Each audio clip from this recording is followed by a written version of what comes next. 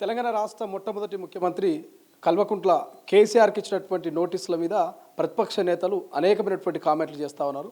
కక్షపూరిత రాజకీయాలు కాంగ్రెస్ చేస్తుంది, తెలంగాణ జాతిపితాకే నోటీసులు ఇవ్వడమా, తెలంగాణ ప్రజలకు ఇచ్చినట్టే కేసీఆర్కు నోటీసులు ఇస్తంటూ కామెంట్ చేస్తుంది. సో మాట్లాడే ప్రయత్నం చేద్దాం. ఇదే అంశం మీద Congress party fisheries corporation chairman మెట్టు సాయి కుమార్ ప్రస్తుతం మనతో పాటున్నారు. సో సిట్టును వాడుకొని కక్ష సాధింపు చర్యలు చేపడుతుంది కాంగ్రెస్ అంటూ ప్రధానంగా బీఆర్ఎస్ నేతలు కామెంట్ చేస్తున్నారు. ఒక జాతి పితాకే నోటీసులు అంటూ క్వశ్చన్ చేస్తున్నారు. ఏం చెప్తారు? వీళ్ళకు ఇంకా అర్థం కావట్లేదండి. చట్టం తన పని చేసుకుంటూ పోతుంది. ఇప్పుడు కేసీఆర్ గారిని పిలిచింది ఎందుకు? సాక్షిగా సిఆర్పిసి కోడ్ 160 ప్రకారంగా సాక్షిగా ఆయన పిలవడం జరిగింది, దోషిగా కాదు. అరే టీఆర్ఎస్ నాయకులు గుళ్ళని చెప్పాలన్నా దోషిగా నిరూపించేసి అరెస్ట్ చేయండి అని వాళ్ళు అడుగుతున్నట్టుంది. నాకేం అర్థం కావట్లేదు. కల్వకుంట్ల చంద్రశేఖరరావు మాజీ ముఖ్యమంత్రి గారిని సాక్షిగా మీ ఫోన్ కూడా ట్యాప్ అయిందండి, మీరు రండి వచ్చి సమాధానం చెప్పండి, లేకుంటే మేమే వస్తాము మీ దగ్గరికి, మీ స్థలం చెప్పండి, సమయం చెప్పండి అని చెప్పి సిట్ నోటీస్ జరిగింది. ఓకే, మంచిది. సెక్షన్ 160 ప్రకారం ఓకే, అది మంచిదే. కానీ మీరేం చెప్పాలి? చూసుకోండి నోటీస్ని. సాక్షిగా పిలిచింది, దోషిగా పిలుచుంటే దోషిగా పిలవండి అని కోరుతున్నారు బీఆర్ఎస్ నాయకులే.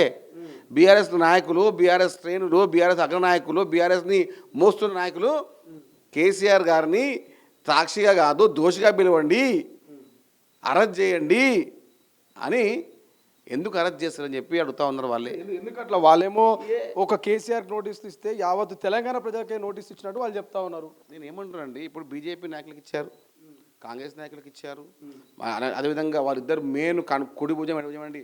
కల్వకుంట్ల తారక రామారావుకు తన్ని రాష్ట్రానికి ఇచ్చారు, కాంగ్రెస్ గారు పిలిపించారా, మహేష్ కుమార్ గౌడ్ గారికి ఇచ్చారు, రఘునందన్ రావుకి ఇచ్చారు. ఎందుకు ఇచ్చారు? వాళ్ళ ఫోన్ కూడా గత ప్రభుత్వంలో ట్యాప్ అయింది కాబట్టి. అరే చట్టంకి ఎవ్వరు అతిథులు కారు, అందరు సమానులే. అరే బీఆర్ఎస్ నాయకులు అరే మీకు ఏమో దొబ్బిందా మెదడు? అరే మీకు కొంచెం అర్థం చేసుకోండి. చట్టంలో సాక్షి, దోషి అని కొన్ని విధానాలు ఉంటాయి.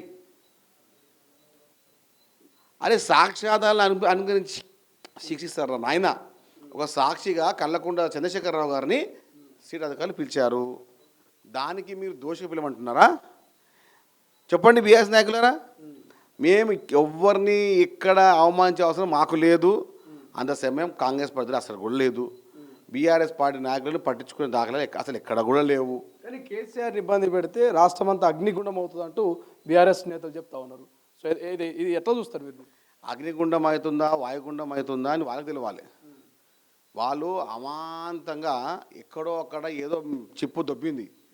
బాబు మీరందరూ గ్రహించండి, గతంలో నా ఫోన్ ట్యాప్ చేస్తుంది అని చెప్పి, నా ఫోన్ ట్యాప్ చేస్తున్నారని చెప్పి మీ పార్టీ అగ్రనేత, మీ పార్టీ ముఖ్య నాయకుడు, మీ పార్టీ తల్లో నాయకుడు, మీ పార్టీ కోసం పనిచేసే తన్నీరు హరీష్ రావు గారు ప్రత్యక్షంగా పరోక్షంగా మీ పార్టీ సీనియర్ నాయకుడు వి ప్రకాష్ గారితో చెప్పడం జరిగింది.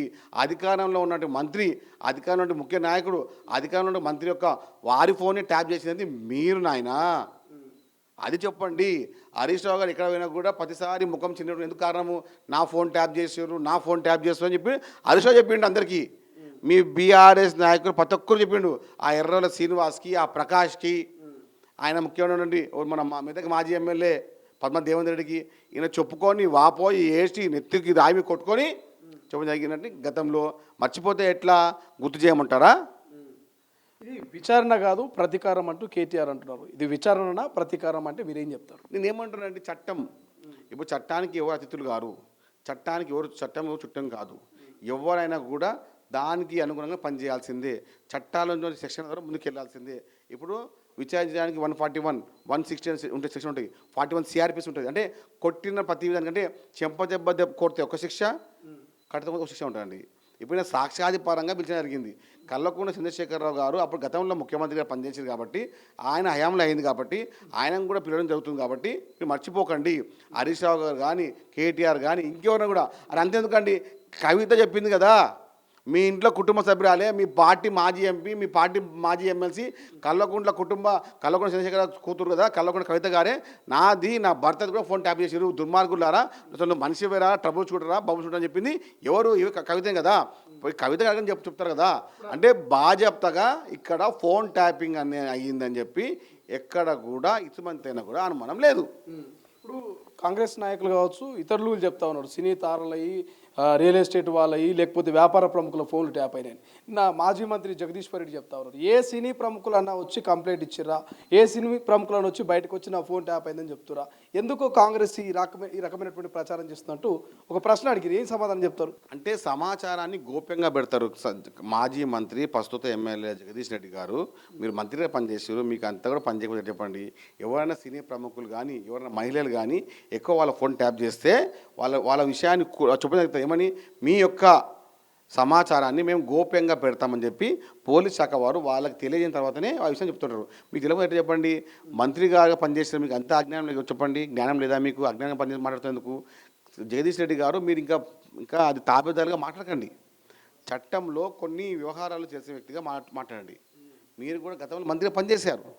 ఇప్పుడు కూడా చిల్లరగా మాట్లాడి వంకతింకరగా మాట్లాడేసి అసలు కాంగ్రెస్ పార్టీ యొక్క వ్యవహారం మీద తప్పు చాలా మీకు. అది మీరు గతంలో మీరు పోయి అడగండి ఎవరిని, హరీష్ రావు గారిని, కవితని, ఎందుకు వాళ్ళ ఫోన్ ట్యాప్ చేసి వచ్చిందో మీరు చెప్పండి. ట్యాప్ చేసింది మీరే కదా. అంటే కేసీఆర్కి అత్యంత అనుంగ శిష్యుడు ఎవరు? ఈ గుడ్లగూప జగదీష్ రెడ్డి కదా. ఈ గుడ్లగూప జగదీష్ రెడ్డి కదా కేసీఆర్కి అనుంగ శిష్యుడు. జగదీష్ రెడ్డి కూడా పాత్ర ఉంది ఇందులో. వచ్చే సమయంలో కూడా నెక్స్ట్ కూడా సిట్టు జగదీష్ రెడ్డిని పిలిచే అవకాశం ఉంది. గుంతకండ్ల జగదీష్ రెడ్డి గారు కూడా 100% సీట్ అధికారులు ఆయన నోటీస్ ఇవ్వాల్సిందే. ఎందుకంటే పూర్తి సమాచారము కేసీఆర్ తర్వాత ఆ సమాచారం తెలిసిన వ్యక్తే జగదీష్ రెడ్డి. మున్సిపల్ ఎన్నికల్ని డైవర్ట్ చేయడానికే ఈ ఫోన్ ట్యాపింగ్ విచారణలు, ఈ యొక్క నోటీసులు అనేది ఇటు కవిత చెప్తుంది, అటు బీఆర్ఎస్ నేతలు చెప్తున్నారు. నిజంగా మున్సిపల్ ఎన్నికల డైవర్షన్ కోసమేనా? మీకు ఏమంటున్నా చేసేలే, మొన్న కాంగ్రెస్ పార్టీకి ఎన్నికలు కొత్త కాదు. ఎప్పుడు వచ్చి ఎన్నికలు వచ్చినా కూడా సిద్ధంగా ఉంటాము. మీరు చెప్తున్న మాట, 121 మున్సిపాలిటీల్లో కాంగ్రెస్ పార్టీ 100కు పైగా మున్సిపాలిటీలు గెలవబోతుంది. ఇది రాసి పెట్టుకోండి.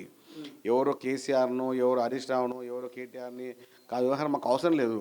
అరే మీరు బాజాప్తగా దొరికిన దొంగలు మీరు.